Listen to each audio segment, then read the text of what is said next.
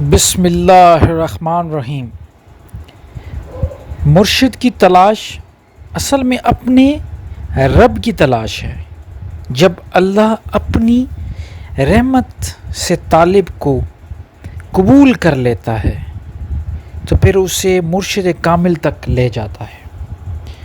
مرشد کامل کی تلاش ایک ایسا روحانی سفر ہے جو ہر کسی کو نصیب نہیں ہوتا۔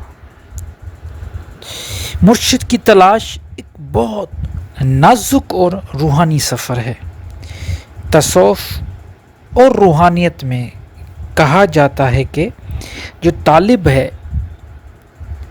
جو پیاس رکھتا ہے، جو روحانیت چاہتا ہے اور سچے دل سے اللہ کی طرف رجوع کرتا ہے تو اس کے لیے اللہ تعالیٰ راہیں کھول دیتا ہے کہ اور اس کو سچا مرشد ملوا دیتا ہے۔ جیسے میں نے پہلے عرض کیا کہ سچا مرشد ملنا ہی روحانیت کی ترقی کا پہلا قدم ہے۔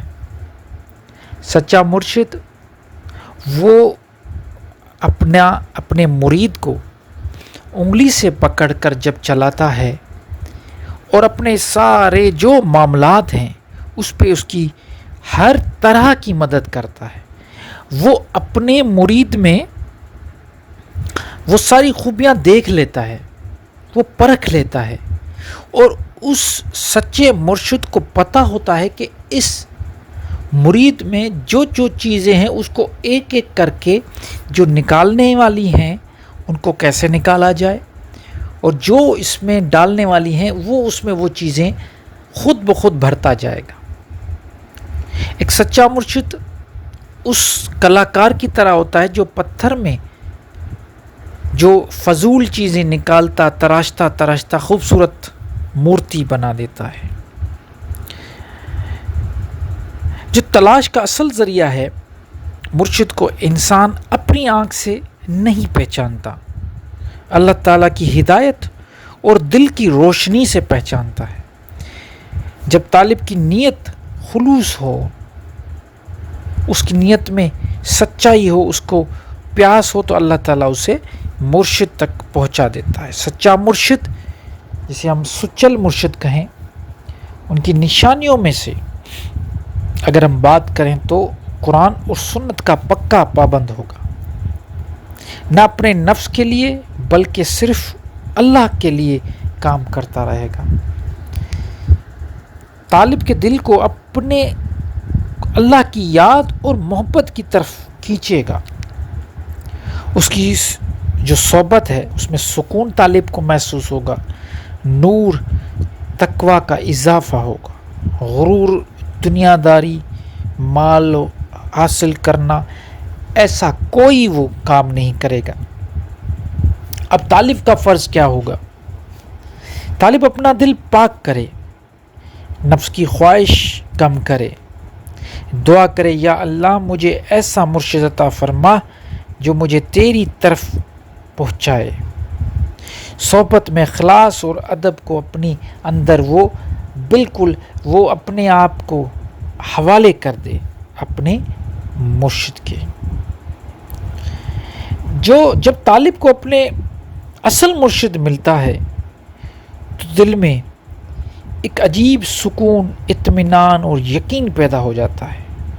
اس کی بات صرف سنائی نہیں دیتی اسے، بلکہ دل میں اتر جاتی ہے۔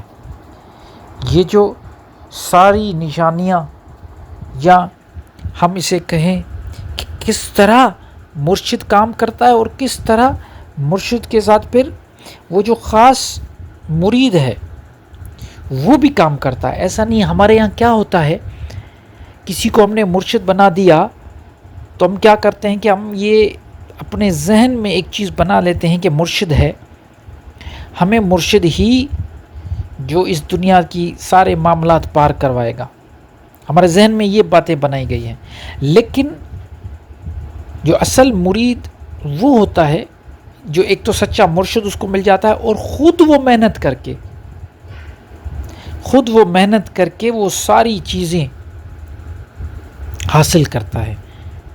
اور وہ اسی طرح ہے جیسے مثال کے طور پہ جب کوئی چھوٹا بچہ کہیں پہ کوئی ہنر سیکھنے جاتا ہے، کسی میکینک کے پاس، کسی موسیقار کے پاس، یا کسی بھی ایسے بڑے استاد کے پاس، جب چھوٹا بچہ سیکھنے جاتا ہے تو اس کو شروع میں جو اس کا استاد ہوتا ہے، جسے ہم مرشد کہیں، ٹیچر کہیں، وہ اس کو پرکھتا ہے. پہلے وہ دیکھتا ہے کہ واقعی اس کے دل میں سچائی ہے یا یہ ایسے ہی شوق میں آیا ہے، یا کسی کی سنی سنائی باتوں پہ آ گیا کہ یہاں پہ سیکھوں گا تو پیسے کمانا شروع کروں گا. تو وہ پہلے اس کی پرانے زمانے میں خاص طور پہ جب کوئی سنگیت سیکھنا چاہتا تھا کلاسیکل، تو وہ جب اپنے گرو کے پاس جاتے تھے تو گرو ان کے امتحان لیتے تھے، اور وہ ایسے امتحان لیتے تھے تاکہ ان کو پرکھا جائے، ان کے جو اسٹوڈنٹ ہیں، ودیارتھی ہیں، ان کو دیکھا جائے کہ واقعی اس کا جو اسٹوڈنٹ آیا ہے، جو پیاسا آیا ہے، ایک تو اس کا گڑھا خالی ہے کہ نہیں، یا وہ خود کو کچھ سمجھ رہا ہے، دوسرا اس میں چیزوں کو سمجھنے کی کتنی پیاس ہے. تو اس حساب سے پھر وہ جو اس کا گرو ہوتا تھا وہ اس کو اس لیول تک لے کے جاتا ہے.